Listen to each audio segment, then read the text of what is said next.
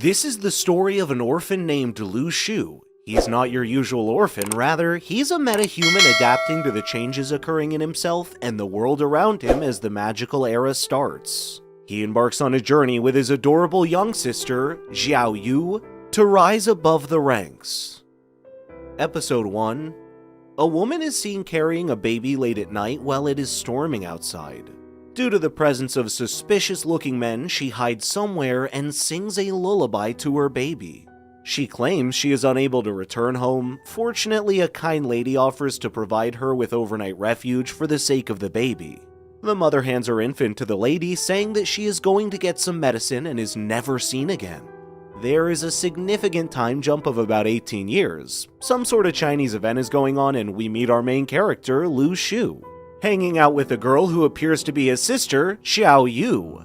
They both leave to see a show. Lu Shu makes his way to the front where he miraculously absorbs the performer's fire. He briefly teleports to another realm and then returns. No one appears to have noticed anything. However, it is worth noting that he is wearing the same pendant as the infant from the first scene. Lu Shu is confused about the performer and his abilities. When the event is over, his sister wants to meet the performer so they may learn fire skills from him and try to make money from it. They sneak behind the scenes and observe a crime scene. A tranquilizer is fired at the performer. Lu Shu and his sister panic and are apprehended. The agents explain that the act was unapproved, which is why they are interrogating the performer, but Lu Shu is skeptical. He makes the typical, quote, "We were looking for the restroom" excuse, and the agents let them leave. As soon as they go outside, they are approached by a mystery person named Zhe Wei, who inquires about what happened backstage. Lu Shu ignores him while walking past him as if he doesn't exist. He examines the entire incident and comes to the conclusion that the fireman was using powers, which enraged a certain group. Lu Shu wants to figure out what's going on, but his line of thought is interrupted by Xiao Yu. She apparently escaped from an orphanage and is now living with Lu Shu, so they are not related. According to the news, people with superpowers are appearing everywhere. Meanwhile, Lu Shu walks outside to grab some instant noodles for a whining Xiao Yu. On his way, he recalls his days in the orphanage when Xiao Yu was always there for him. Preoccupied with his thoughts, he gets run over by the truck and bleeds on the road while his mother's lullabies start playing in the background. His body levitates in the air while his necklace illuminates. A surge of power travels through his entire body, and he awakens as if nothing had occurred. He feels no pain and wonders whether he has gained superpowers or something. He then casually goes into the grocery store with his face covered in blood, and he discovers that every time he instills unpleasant feelings in the other person, his score rises as if he were playing an RPG. He gives the noodle to Xiao Yu and heads to the shower. A menu page appears before his eyes and takes him to a different universe where the lullaby starts playing again. He realizes he has really hit the jackpot. Later that night, he learns that someone ignited a fire in the city center. He leaves the house on instinct and encounters some men in black. However, he is afraid because now that he has abilities, he knows he is on their radar as well. Episode 2. Fortunately, he is smart enough to know how to put on a dumb face. His excuse works just like the last time. Once home, Lu Shu wonders why his instincts led him to the rooftop where those guys were headed, as if he can feel them. Back home, Xiao Yu refuses to believe that Lu Shu has any superpowers. In his room, he wonders why he has no proof of his power.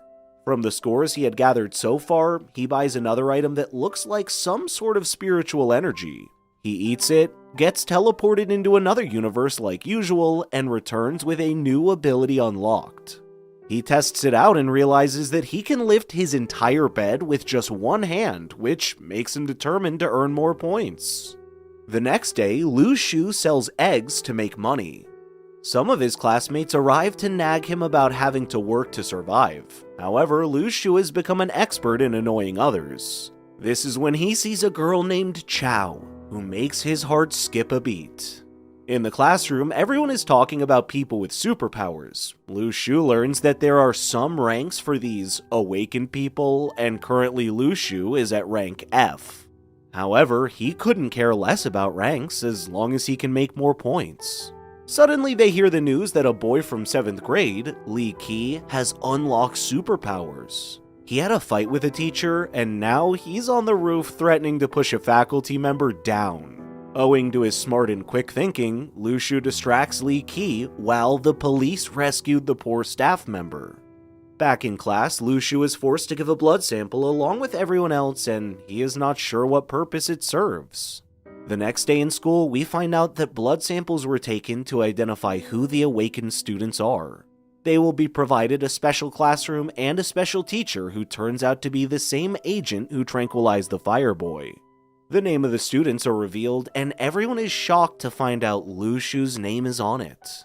The Chow Girl and Lu Shu's bully are also on the list. In the ending scene, we see an unknown supernatural hooded character take down an entire clan in an epic fight. Episode 3. The next episode opens with the introduction of a new classmate, Jiang Shu, who is also part of the special class meant for the awakened ones. He takes a seat beside Lu Shu. The special class's teacher, Xia Fei, teaches about unique chemicals. The newcomer turns out to be quite knowledgeable about supernatural phenomena. Xia Fei explains that the abilities of students can be assessed with the help of a chemical. The darker the chemical, the higher the quality of superpowers. He reveals that there are a total of 6 quality standards. It will be revealed tomorrow to which category each student belongs. He also states that with hard work and effort, low-quality ability users can climb up the ranks.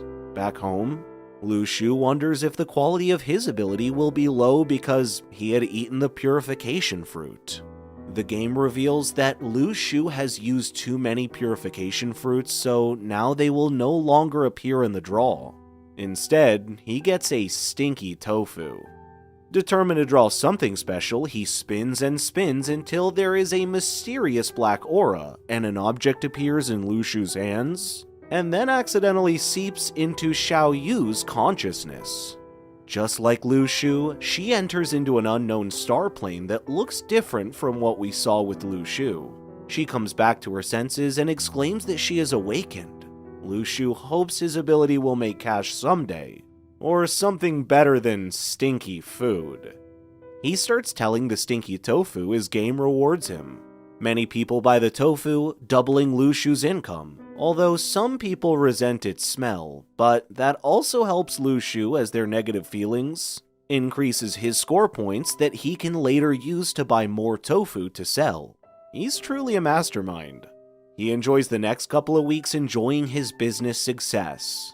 One day, he enters his star plane again and somehow summons a magical sword and brings it to the real world. Apparently, he has passed the first level and there are a total of 7 stellar levels to pass. Meanwhile, Xia Fei teaches the students a new method called the Union of Two Aspects, with which they can obtain enormous strength with the help of some spiritual stones. The next day, the old man tries to recruit Lu Shu again by showing his dazzling swordsmanship, but Lu Shu couldn't be bothered. During the lunch break, Lu Shu finds out from Jiang about the Tianluo Foundation, which is home to a few of the strongest people in the country from a specific land. They appear to be setting a trap for the awakened. That night, Lu Shu senses a strange presence. A couple of people arrive in front of the house of the old swordsman. A boy enters the house, and it seems like he's a part of the Tianluo Di Wang organization and wishes to recruit the old man due to his splendid talent. The old man calmly declines the offer, calling Tianluo just a bunch of conquerors. At this response, the boy leaves with a clear threat. When he leaves, he catches Lu Shu peeping from the window, but chooses to ignore it. After realizing that the old man has relations with some of the really strong men, Lu Shu agrees to train with him. They both surprisingly get along quickly. Episode 4. The next day, everyone finds out that more awakened individuals are ganging up to commit crimes. Lu Shu tries taking quick glimpses at Chow, who has become the popular girl, even in the special class due to her high-quality abilities. The old man agrees to tutor Xiao Yu if Lu Shu trains under him. He brings some weights that Lu Shu must wear from now on to start his proper training. Lu Shu questions that since one of the magical techniques of the Dao Yang class can directly increase strength, then how come he has to train this much? The old man states that the person who created these techniques is known as Shi Shu Jin. He is an expert in the knowledge of superpowers, while Lu Shu zones out wondering about the identity of Shi Shu Jin.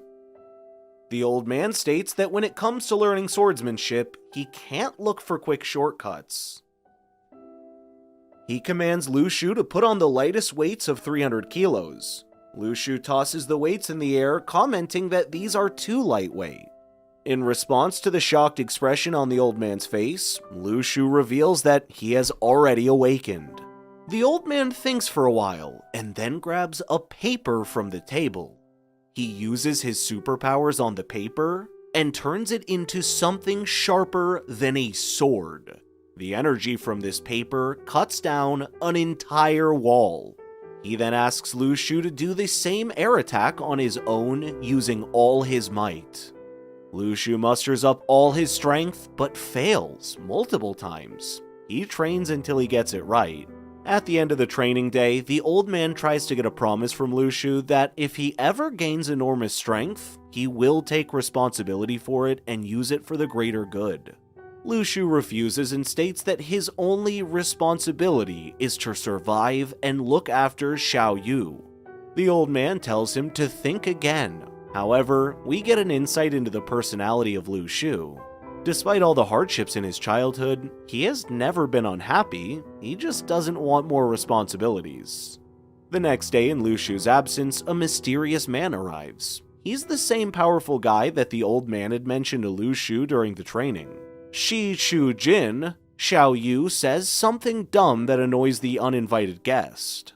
Lu Shu notices that his score is increased since his star plane is connected with her. He starts running home sensing danger. Shu Jin comments that Lu Shu is too weak to be the old man's disciple. Shi Shu Jin then calmly and politely reminds the old man of Tian Luo's offer for him to join the organization before leaving. Later, the old man asks Lu Shu to check his power level again and hands him the chemical needed. Lu Shu runs the tests and finds out that his power level color is not on the instruction list. All Lu Shu knows is that it represents his star plane color. He tells the old man he is still on the low level and tries to discard the test results. At night, he passes the second stellar level and unlocks Ultra Defense, whereas Xiao Yu passes the first stellar level, although her star plane almost takes over her. It is revealed that she can summon dead animals with her superpowers. While they are enjoying dinner, the three bandits start wreaking havoc again, and Lu Shu and Xiao Yu leave the house to inspect the matter. Episode 5. They witness a group of 3 awakened criminals diligently fighting off some members of the Tian Luo organization. The latter succeeds in cornering the criminals, and soon the police arrive. Realizing the danger of the situation, Lu Shu sends Xiao Yu back home. He then enters the crime scene under some veil and observes the bulky leader of the criminals literally dragging his gang members out to escape.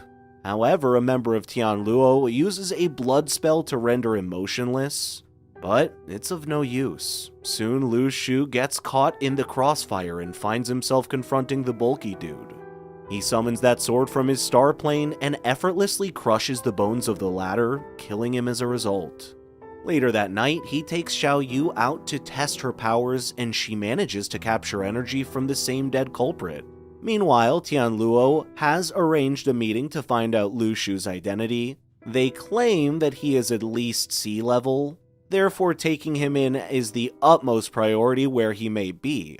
Little do they know that this sea level awakened expert is selling stinky tofus and earning points by getting on people's nerves. Episode 6. Xiao Yu randomly wakes up one night and materializes the energy of the culprit into an actual figure, scaring Lu Shu. She claims that not only can she control his body, but she can also see his memories. Apparently, before dying, he had hidden a huge sum of money in the nearby mountains, and Xiao Yu wants to go look for it. Lu Shu refuses to go along with her plan. She tries to emotionally manipulate him, but fails. At school, Lu Shu finds out that the Spirit Stones have arrived and their director is getting replaced.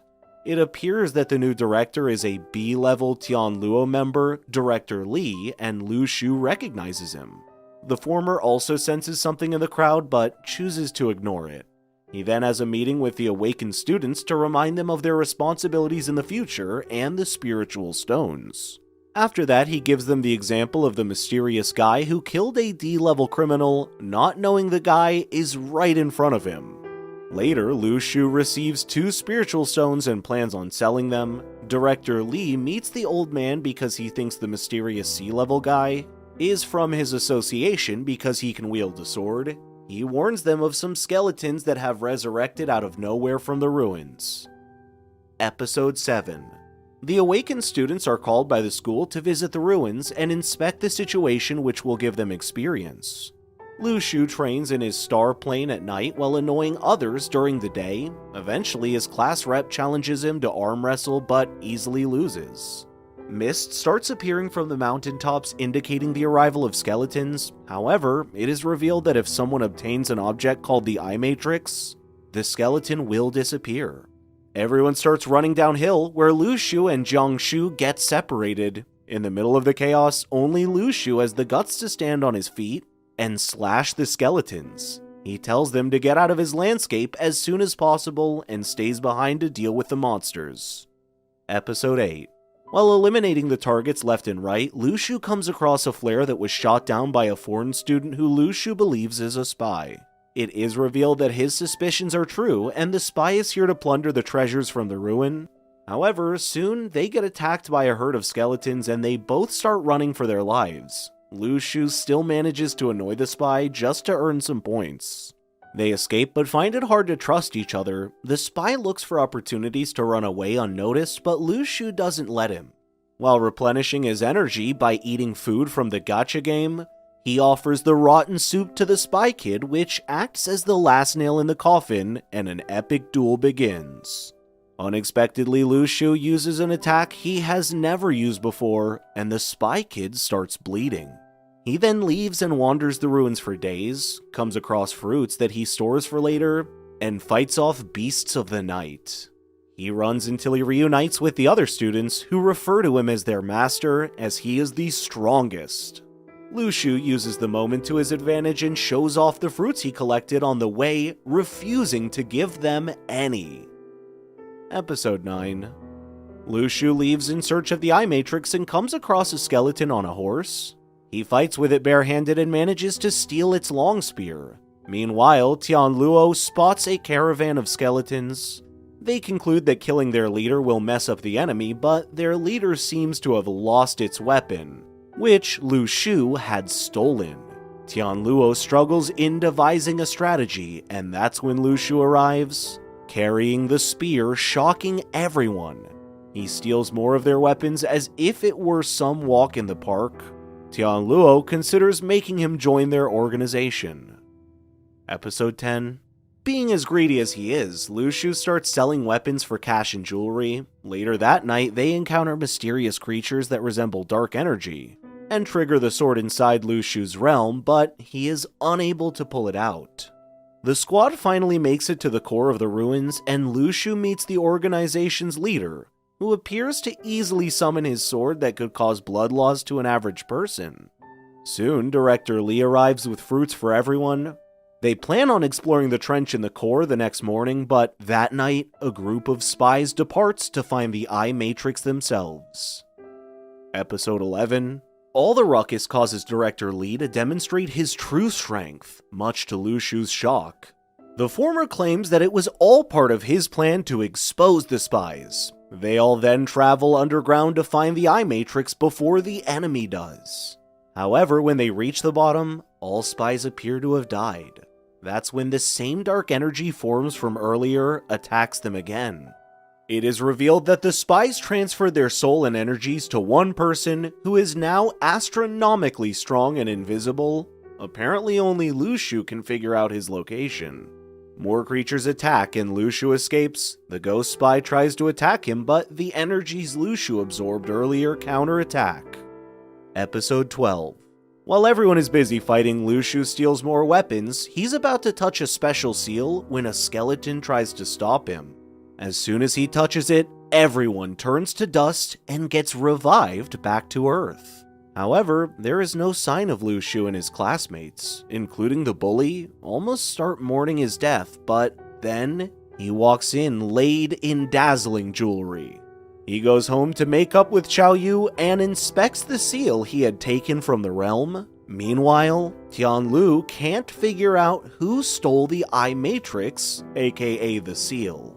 They also intend on recruiting Lu Shu and Chao due to their splendid performance. Now that the world has finally returned to normal, Lu Shu plans on buying a house for Xiao Yu, because that's something they have always dreamt of having since their days in an orphanage. That's all for this video. Please make sure to drop a like, subscribe, and turn on notifications for more recaps on all your favorite anime shows. You don't want to miss out. Thanks for watching, and goodbye.